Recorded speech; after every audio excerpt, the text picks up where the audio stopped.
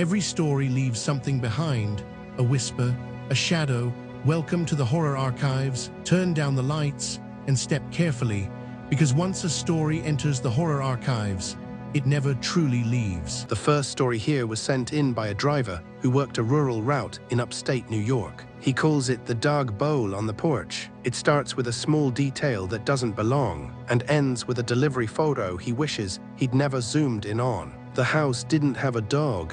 I know that because I'd been delivering to that address 3 times a week for about 2 months, and there was never a dog bowl, never a leash hanging on the rail, never a single bark when I walked up. But that Tuesday afternoon in October, there was a large stainless steel dog bowl sitting right next to the front door, filled to the brim with water. The house was out on Route 9 in upstate New York, one of those rural stretches where the homes sit back a quarter mile from the road, surrounded by dead brown fields and tree lines that go dark early. This particular property had a long gravel driveway that curved behind a stand of birch trees, so once you pulled in, you couldn't see the road anymore. The owner was an older man. I'd met him maybe twice. Quiet guy, always wore the same green flannel. So I grab the package, walk up the porch steps, and I see the dog bowl. And I notice something else. The front door is open about 4 inches. Not swinging open, not like the wind caught it. Just cracked, steady, like someone had positioned it that way on purpose. I set the package down and took the photo for the delivery confirmation. And when I looked at the photo on my screen,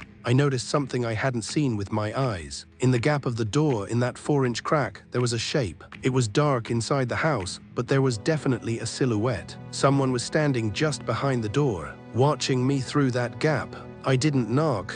I didn't call out. I just turned around and walked back to the van. I remember my footsteps on the gravel felt impossibly loud. When I got to the van, I looked back at the porch. The door was now open about a foot wider, but there was no one visible, just darkness behind it. I pulled out and drove to my next stop, which was about 6 miles away. Standard neighborhood delivery, nothing unusual. But when I got back in the van after that drop, I checked my mirrors like I always do before pulling out, and I noticed something in the cargo area behind me. On top of one of the packages in the 3rd row, there was a dog collar, a thick leather collar with no tags. I had not opened the rear cargo door since my morning loadout. No one should have been in that van. I sat there for a long time, staring at that collar in the rearview mirror, trying to come up with some explanation. I couldn't. I drove straight back to the station, told my dispatcher what happened. They checked the security cameras at the lot, and the footage showed me pulling out that morning, alone, cargo doors sealed. No one had accessed the van at any point. The collar is still in an evidence bag somewhere, as far as I know. I was reassigned off that route the next day at my request, but the thing that still gets me, the thing I think about at night, is that the delivery confirmation photo is still in the system. I pulled it up once weeks later and zoomed in on that door gap. The silhouette wasn't just standing there, it was smiling. You could see teeth, and the shape was too tall, way too tall for a normal person. The top of the head was nearly at the top of the door frame, which on those old farmhouses is close to 7 feet. And this next one is different. It didn't happen all at once. It built over multiple deliveries, which honestly makes it worse. This driver was working a suburban route in Ohio, and the story is called The Notes on Delford Lane. The first note said, "Please leave the package at the side door and do not ring the bell." That's not unusual at all. Customers leave instructions like that every day. But the second note was taped to the side door itself, and it said, "Do not look at the upstairs windows." This was a delivery in a suburb outside of Columbus, Ohio. Delford Lane.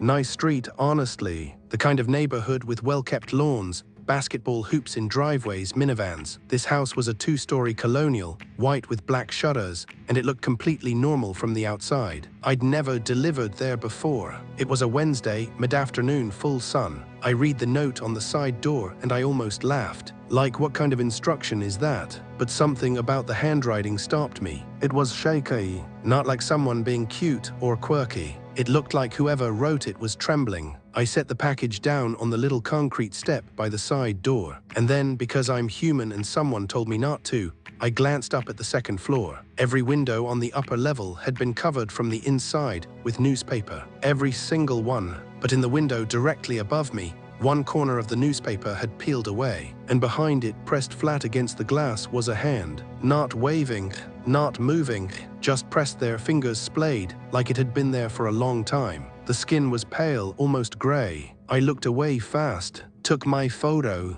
walked back to the van. The next week, I had another package for that address. This time, there were 3 notes. One on the mailbox that said side door only. One on the side door that said do not ring the bell, do not knock, do not speak. And a third one, smaller, tucked under the doormat where I was supposed to leave the package. I almost didn't see it. It said he knows your schedule now. My hands were shaking when I picked that one up. I looked at the upstairs windows again. The newspaper was still covering all of them, but now in 2 of the windows, there were handprints visible on the newspaper from the inside. Not one hand, dozens, overlapping, like someone had been pressing their hands against the paper over and over and over. I took the note with me. I reported it to my DSP. They said they'd flag the address. That was it. 2 days later, I was finishing my route around 6 in the evening, and I got a notification on my phone. It was from the Amazon delivery app, but it wasn't a normal notification. It was a customer message from the Delford Lane address. The message was just a string of numbers. I didn't understand it at first, but when I looked closer, I realized it was my license plate number, followed by my van's vehicle identification number, followed by a number I didn't recognize. I looked it up later.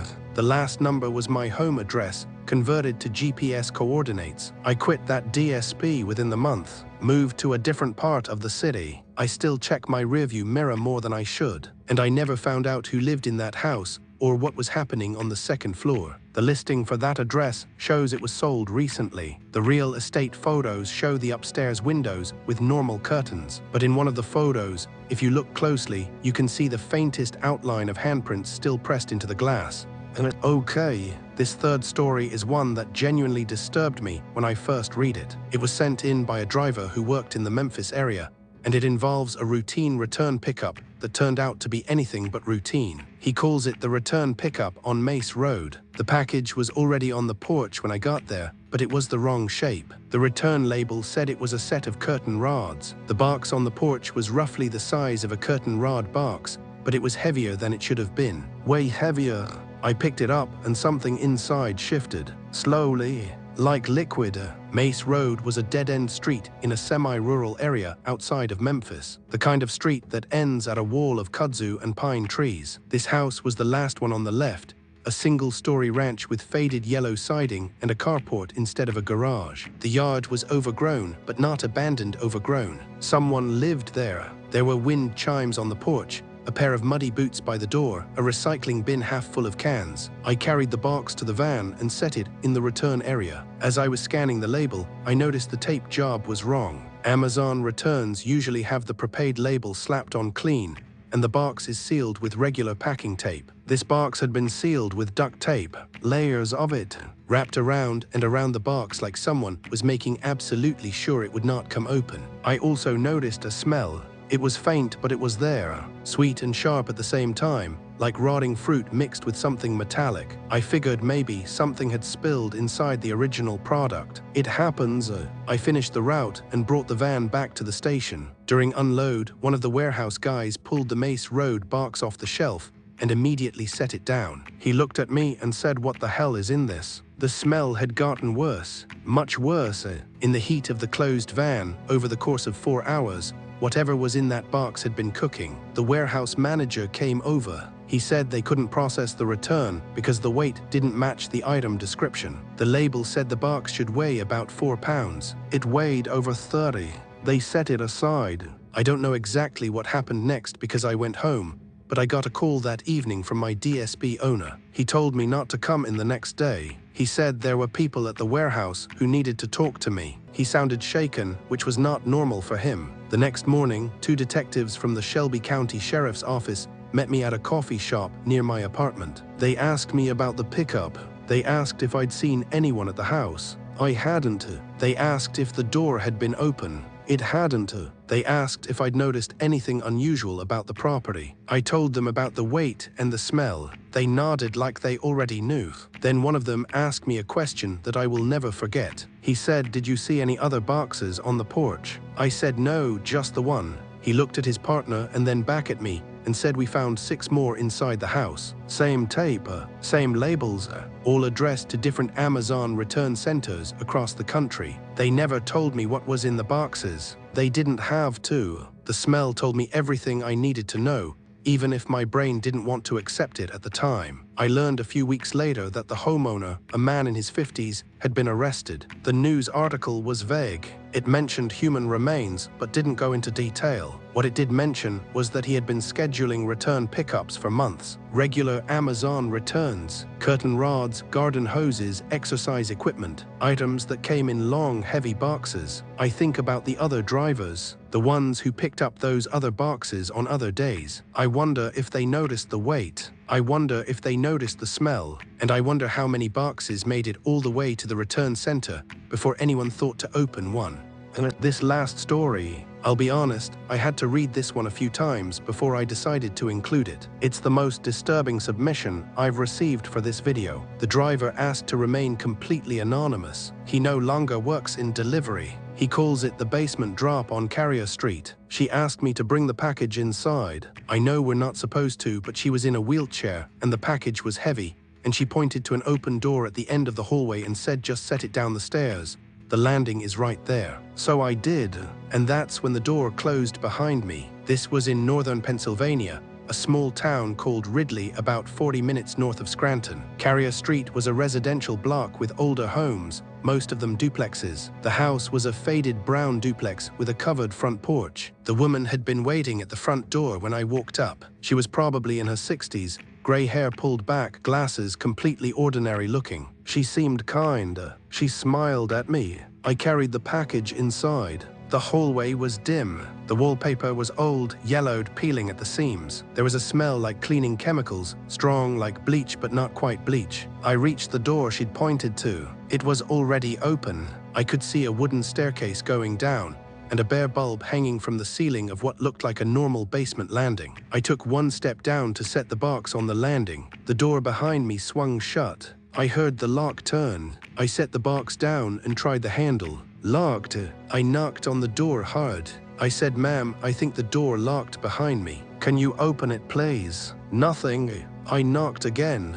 I said hello. I said I need to get back to my route. I pressed my ear against the door, and I heard something that made my stomach drop. I heard her talking to someone, but not on the phone. There was a second voice, a man's voice, low, calm, almost whispering. And then I heard her say, "He's a big one. I am not a small person. I'm 6'2", about 220. And the way she said it was not concerned, not surprised. It was appreciative, like she was describing something she was pleased about. I backed down the stairs. I didn't want to go further into the basement, but I didn't have a choice. I needed another way out. I pulled out my phone. No signal. The basement walls were cinder block thick, and my carrier barely worked in that town to begin with. I reached the bottom of the stairs and looked around. The basement was unfinished. Concrete floor, exposed pipes, one window near the ceiling on the far wall. But the window had been sealed, not boarded, sealed.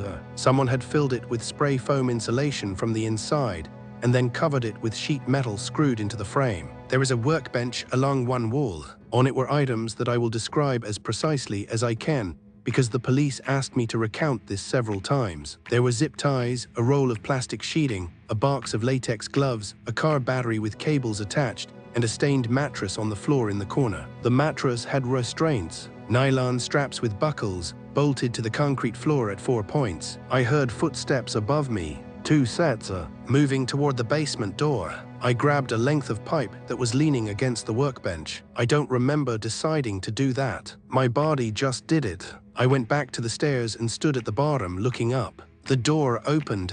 The light from the hallway silhouetted a figure. It wasn't the woman. It was a man, large, holding something in his right hand that I couldn't identify in the backlight. He took one step down. I shouted that I had already called 911 and that my dispatch knew my exact GPS location. Both of those things were lies, but he stopped.